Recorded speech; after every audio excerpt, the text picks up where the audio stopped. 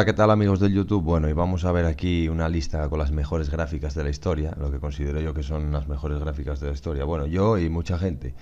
Y así que vamos a ver un top. Entonces vamos a ver, son unas cuantas, desde el principio hasta ahora vamos a ir.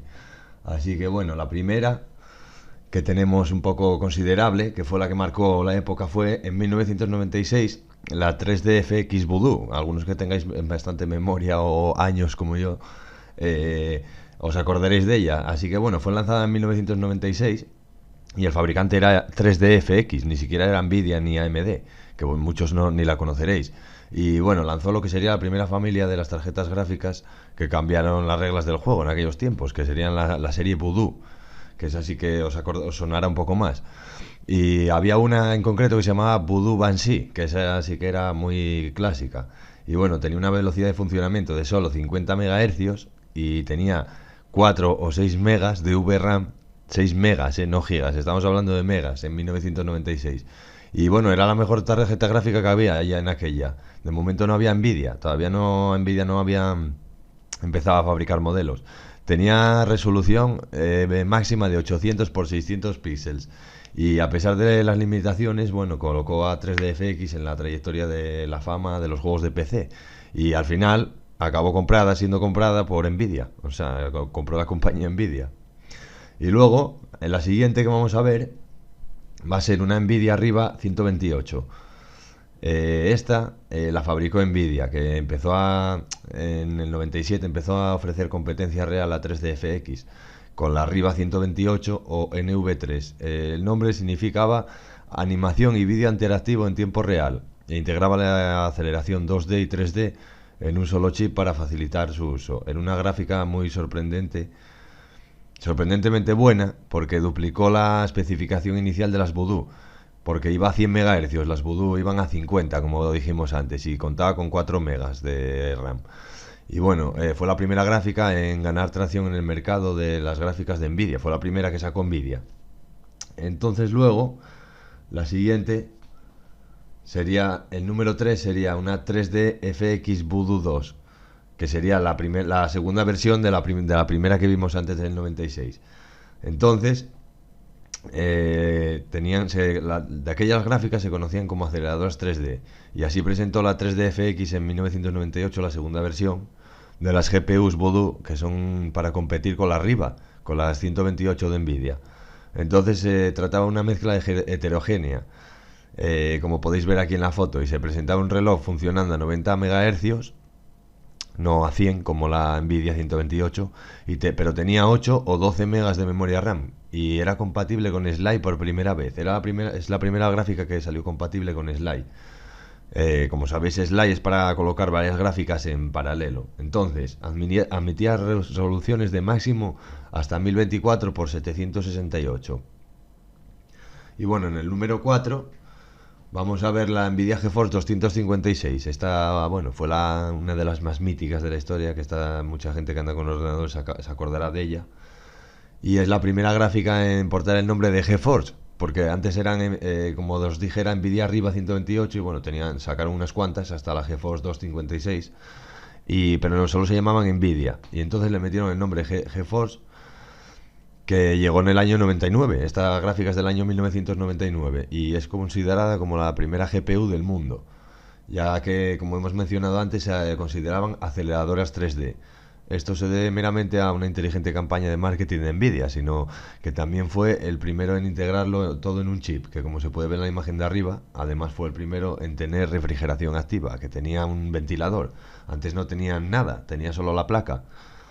Y bueno, esta tarjeta funcionaba a 120 MHz y tenía 32 megas de memoria DDR. DDR1, como os podréis imaginar, DDR solo. Para la variante de gama alta. Y era compatible con DirectX 7, lo que le otorgó una vida muy útil y muy amplia en comparación con las anteriores. O sea, duró unos cuantos años.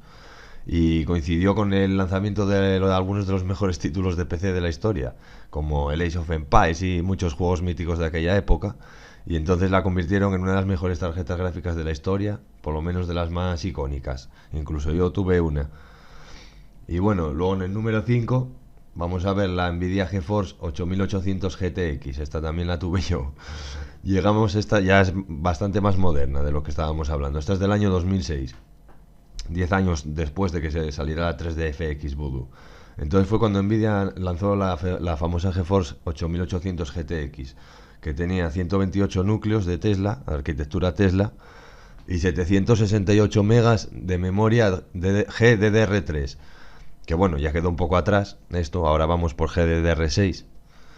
Así que bueno, ya avanza un poco, pero de aquella esta tarjeta gráfica gobernó el mercado de las tarjetas gráficas, porque fue como si fuera la de gama media que compraba todo el mundo y se quedó durante mucho tiempo, gracias a que tenía un modelo que tenía para arquitectura DirectX de 10. Entonces se hizo muy famosa porque era la primera en poder ejecutar el videojuego Crisis con un nivel bastante decente de rendimiento, porque como sabéis ese juego pedía muchísimo. Y bueno, luego en el número 6, ya llegando a la época moderna, diréis, ¿dónde estuvo AMD todo este tiempo? ¿No? Bueno, pues aquí vamos a ver la ATI Radeon HD 5970, que la compañía de ATI estaba muy ocupada construyendo muchos chips para consolas, porque como sabréis hacían los chips de las consolas de Sega Saturn y unas cuantas, principios de los 90 y principios del 2000, y hizo algunas GPUs muy buenas de diseño de ellos, como una X1900 XTX, pero bueno, más tarde solo tiraban con eso, no fabricaban muchas gráficas. Entonces más tarde, en el 2006, la compraron, era la propia marca ATI, fue comprada por AMD y se fusionaron. Entonces la marca Radeon se incorporó bajo el nombre de AMD también. Entonces, después de los fiascos de las primeras series, de las HD 2000 y 3000, que fueron muy malas, las HD 4870 y 4850 fueron de las mejores gráficas que había. Pero la que causó mayor impacto, porque es la que más recuerda a la gente y mayor salto de rendimiento tenía, era una HD 5970. Esta tarjeta gráfica era una CPU Cypress con 1 GB. Esta es la primera de las que vamos a hablar que llegamos a gigas. Esta tenía 1 GB de memoria y un considerable bus de 256 bits multiplicado por 2. Sí, tenía doble GPU esta gráfica, y era doblemente debido al doble conteo de componentes internos, lo que permitió dominar el panorama de juegos de PC durante varios años. La tradición esta de meter dos GPUs en una sola gráfica continuó hasta la Radeon R9 295 y las Titan Z de Nvidia. Pero una vez que el soporte para múltiples GPUs comenzó a decaer, las gráficas de una sola GPU se convirtieron en el factor de forma predominante otra vez a día de hoy. Además, la llegada de DirectX 12 y el soporte, confirmó ya la caída total de estas GPUs de doble núcleo. Así que bueno, luego en el siguiente puesto vamos a ver la Nvidia GTX Titan, que esto ya es bueno de lo más moderno. Esto ya marcó una época también, es muy mítica porque lanzó Nvidia allí por el 2013 más o menos. Y en este momento tenía intención de aposentarla en la cima del rendimiento de juegos. Y bueno, podría decirse que fue la primera tarjeta gráfica para consumidores de categoría top, porque era casi para diseñadores, que fue lanzada al mercado. Luego ya fue seguida por otras como la GTX 1080 Ti o la RTX 2080 Ti, que bueno, todos conocéis, y la RTX 3090, que son las actuales. La GTX Titan tenía 2688 núcleos de CUDA y podría funcionar hasta 876 MHz. Y tenía nada menos de aquella 6 GB de RAM GDDR5 y un bus de 384 bits que fue capaz de rendir cualquier juego al máximo durante mucho tiempo. Ahora bien, también se convirtió en la gráfica más cara de la historia hasta ese momento. Valía 1000 y pico euros o dólares. Y bueno, luego ya vamos terminando en las últimas ya más míticas. Vamos a poner esta porque es una Radeon RX 580, que a mí personalmente no me gusta mucho AMD, pero bueno, son bastante estas en concreto salieron bastante bien. Y fue una de las más icónicas porque todavía se venden a día de hoy, otra vez, ahora mismo que no hay gráficas por la minería, se vuelven a vender como churros. Y ya salieron en el 2017, ya tienen unos 4 años. y tenía arquitectura Polaris, entonces era bastante barata y se podía jugar a 1080 bastante bien. Entonces fue por eso por lo que terminó reinando bastante el mercado. Ahora se usó hasta para minar y todo, lo que pasa que bueno, ahora ya no tiene mucha potencia, ya pasaron un tiempo. Y bueno, en el primer puesto y en el último puesto, que es la más actual, tenemos una 3090, una RTX 3090, que es lo último que hay, que bueno, fue lanzada en 2020, es la más potente que existe actualmente a nivel usuario y puedes sobrepasar ampliamente los $2000, depende de los modelos. Y bueno, esta tiene ya 10.496 núcleos CUDA y 24 gigas de tamaño de memoria y DDR6. Y bueno, esto ya tiene de todo, soporta tecnología Ray Tracing, DLSS, trazado de rayos, resoluciones en 8K, de todo, VR, esto ya tiene de todo.